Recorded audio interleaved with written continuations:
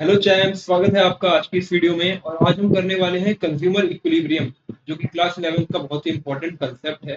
ठीक है, तो कंज्यूमर इक्विलिब्रियम में हमने single commodity case already discuss कर लिया हमारी लास्ट वीडियो में। अगर आपने नहीं देखा तो प्लीज जाके पहले उस वीडियो को देखिए। एंड आज हम करेंगे consumer equilibrium in case of two commodities. Okay, as you already know, consumer equilibrium की क्या डेफिनेशन होती है। Consumer equilibrium is the situation where the consumer is having the maximum satisfaction, यानी कंज्यूमर को सेटिस्फेक्शन मिल रहा है, वो मैक्सिमम मिल रहा है उस पॉइंट पे। ठीक है, और वो उसकी कोई टेंडेंसी नहीं है कि वो उसको चेंज करना चाहता है। ठीक है, और अपने वे ऑफ एग्जिस्टिंग एक्सपेंडिचर को भी सेम रखना चाहता है। तो आज हम इसके आगे के further topic like two commodity case को डिस्कस करेंगे। ओके, तो टू कमोडिटी हमने देखा था कि कंज्यूमर इक्विलिब्रियम की जो परफेक्ट कंज्यूमर इक्विलिब्रियम की जो परफेक्ट सिचुएशन होती है वो होती है mu x upon px is equal to mu x upon py in case of two commodities. Single commodity में क्या था, mu x upon px is equal to mum, यानी mu x is equal to px single commodity था। क्या पढ़ा था हमने, mu x is equal to px, ये हमारा था सिंगल कमोडिटी केस। बट अगर हमारे पास टू कमोडिटीज हैं तो कंज्यूमर इक्विलिब्रियम उस टाइम पे हमारा जो होगा वो होगा mu x upon px, px is equal to mu y upon py। ये हमारा होगा if we have two commodity case.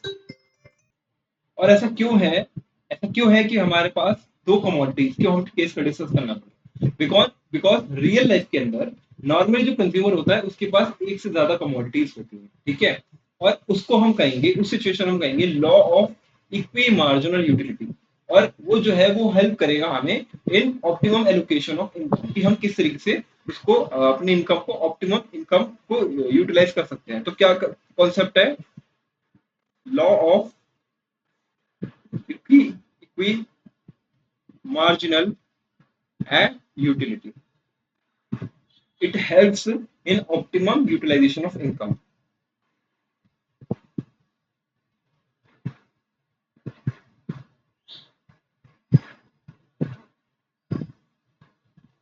Of income. ठीक है, तो according to the law of equi marginal utility, अगर हमारे पास एक से ज्यादा कमोडिटीज है तो एक कंज्यूमर को मैक्सिमम सेटिस्फेक्शन कहाँ मिलेगी, mu x upon px is equal to mu y upon py। Let's suppose x एक कमोडिटी है, y एक कमोडिटी है, तो according to law of equi marginal utility consumer को सेटिस्फेक्शन दो पॉइंट में मिलेगी, तो इस वाली सिचुएशन में मिलेगी। ठीक है, ठीक है, तो कह सकते हैं कि according to law of equi marginal utility, ठीक है, the consumer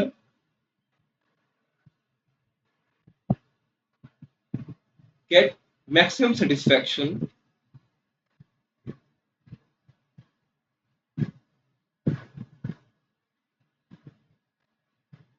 when mu x upon px is equal to mu y upon py। ठीक है, तो ये कह सकते हैं कि ये जो है हमारी इक्विलिब्रियम कंडीशन है। क्या है, इक्विलिब्रियम कंडीशन। इस पॉइंट पे हमारी जो इक्विलिब्रियम है वो हमें mu x upon px is equal to mu y upon py देगा। ठीक है, तो क्या होता है, और साथ साथ एक चीज और एंड mu जो है फॉल करेगा। mu तो फॉल करता ही है अगर हम उसको ज्यादा, क्योंकि एक लॉ ऑफ मार्जिनल यूटिलिटी है, एज कंजम्पशन इंक्रीजेस।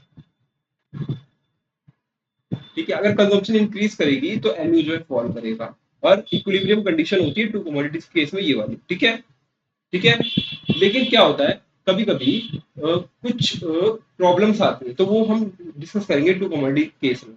ठीक है, बट एक चीज और, there are two necessary conditions to obtain consumer equilibrium in two commodities. दो नेसेसरी सिचुएशन क्या है, देखो। ठीक है, there are two necessary conditions, ठीक है, to achieve consumer equilibrium in case of two commodities. पहली है हमारी, ठीक है, the ratio of mu to p price is sum in same इस case of both the goods, यानी देखो क्या होता है, द रेशियो ऑफ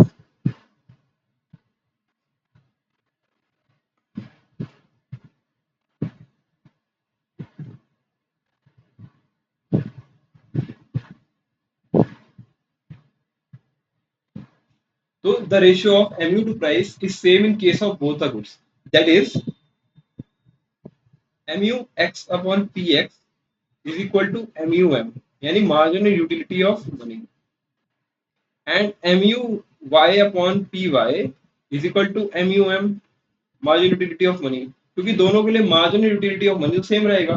तो इक्वेशन अगर वन और टू को हम देखेंगे, ऐड करेंगे, तो हमारे पास आएगा mu x upon P X is equal to mu y upon P Y is equal to mu m। ठीक है, ए और बी को इक्वेट करेंगे तो mu m of money is assume to be constant, क्योंकि मार्जिन यूटिलिटी ऑफ मनी से जो मिल रहा है वो कांस्टेंट रखेंगे, है ना।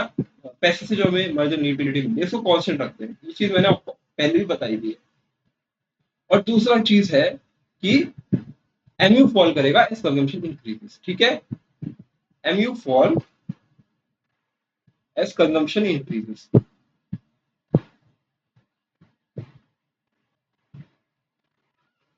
ओके, तो दो चीजें हैं टू कमोडिटी केस को प्रूफ करने के लिए। ठीक है, अगर ये दोनों कंडीशन सेटिस्फाई होंगी तो ही हम कह सकते हैं कि टू कमोडिटी केस में कंज्यूमर इक्विलिब्रियम अचीव कर लिया गया है। ठीक है, बट कभी कभी सिचुएशन क्या होती है कि mu x upon P x में कोई छोटा है कोई बड़ा हो जाता है। ठीक है, उसमें इक्विलिब्रियम सिचुएशन नहीं होती, ऊपर नीचे होती है।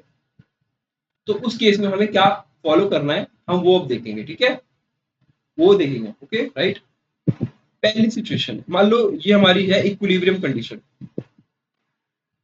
इक्विलिब्रियम कंडीशन क्या है हमारी equilibrium condition? mu x upon P X is equal to mu y upon P Y. ठीक है, ये हमारी इक्विलिब्रियम कंडीशन। मान लो पहला केस क्या हुआ, सपोज पहले में क्या हुआ, mu x जो है पी एक्स वो ज्यादा है mu y upon P Y. तो ये इक्विलिब्रियम कंडीशन तो है नहीं, तो इस केस में क्या होगा, consumer is getting more mu in case of good x, यानी कंज्यूमर जो है x कमोडिटी से ज्यादा मार्जिन यूटिलिटी डिराइव कर रहा है। ठीक है, as compare to good y।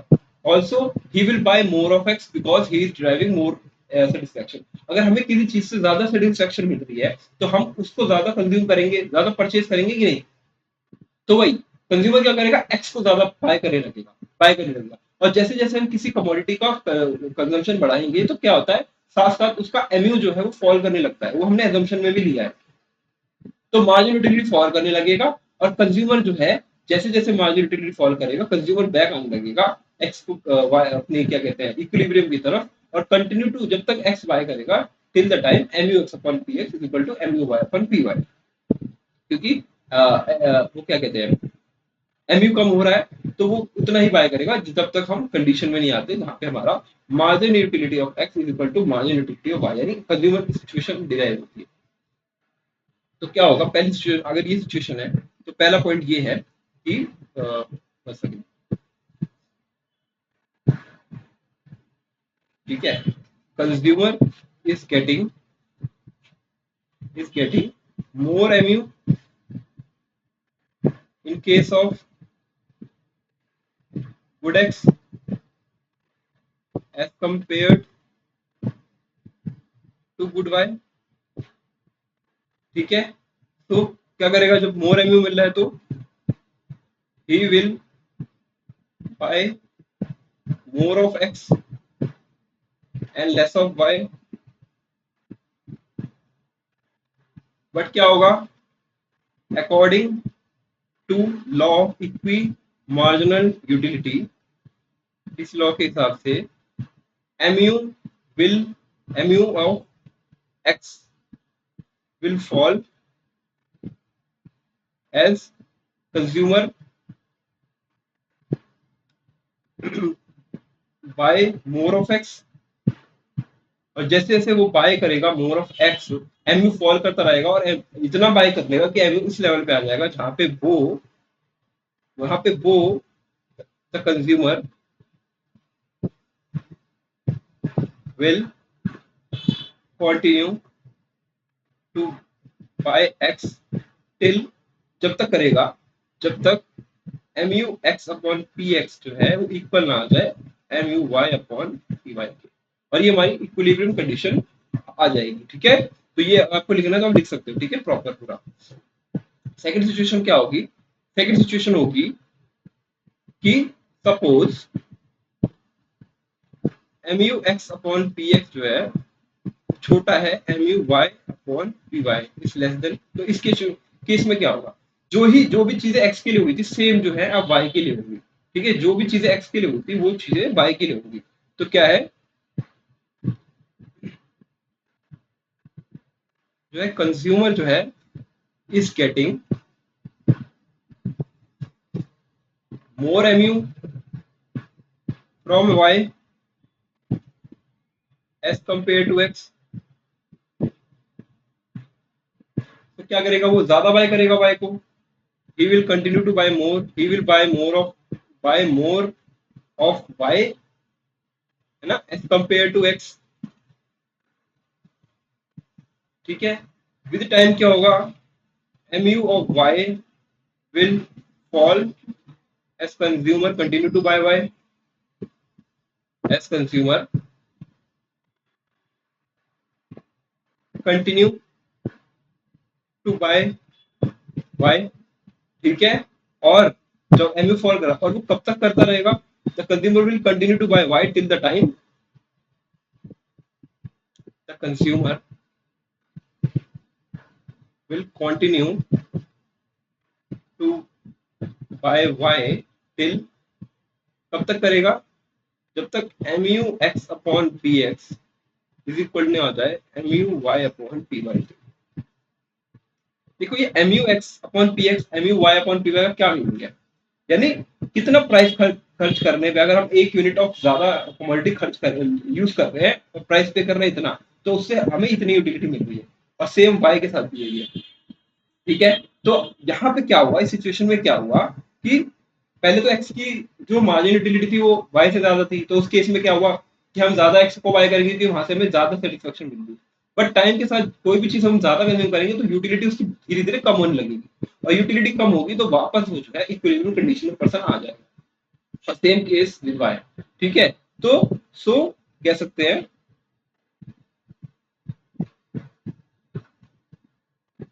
कि mu x upon P x is equal to mu y upon py is a necessary condition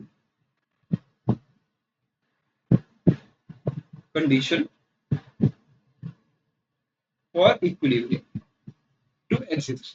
ठीक है, तो हमने कंज्यूमर इक्विलिब्रियम सिंगल कमोडिटी कर लिया था, हमने टू कमोडिटीज केस भी कर लिया। तो आई होप आपको ये वीडियो पसंद आया और कंटेंट अच्छा लगा हो। ठीक है, और हम नेक्स्ट वीडियो में बाकी फर्दर हमारे टॉपिक्स को डिस्कस करेंगे। तो वीडियो बनाने के लिए thank you so much guys.